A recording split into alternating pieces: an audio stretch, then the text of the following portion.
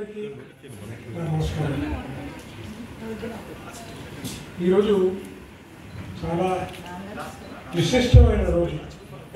ఎందుకంటే ఇది వైద్యుల దినమే కాకుండా ఈ వైద్యుల్ని మనం గుర్తు చేసుకోవడం, తర్వాత వారికి ఇవ్వాల్సిన సంఘంలో ఒక ఏమంటారు గౌరవాన్ని మనం ఇస్తూ వారి సేవల్ని ఇంకా మనకి మెరుగ్గా లభించేట్టు చేసుకోవడం మనందరూ కర్తవ్యం. అది ఒకరోజు ఏదో ఒక డే సెలబ్రేట్ చేసుకోవడమే కాకుండా మనం ఏడాది పొడుగుతా ఎక్కడెక్కడైతే మనము వాళ్ళకి సహకారాన్ని అందించాలి, వాళ్ళని గుర్తు చేసుకుని వారికి ధైర్యాన్ని ఇవ్వాలి. ఎందుకంటే డాక్టర్కి పేషెంట్లని ట్రీట్ చేసేటప్పుడు చాలా టెన్షన్ ఉంటుంది.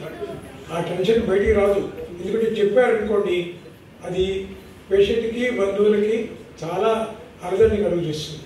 అందుకని వాళ్ళు లోపలే అది అనుభవిస్తూ వాళ్ళు ట్రీట్మెంట్ చేస్తారు. చాలాసార్లు భగవంతుడి దయ వల్ల వారి కృషి వల్ల అన్నీ బాగానే అవుతాయి. అయితే ఒక్కొక్కసారి కొన్ని ప్రాబ్లమ్స్ వస్తాయి.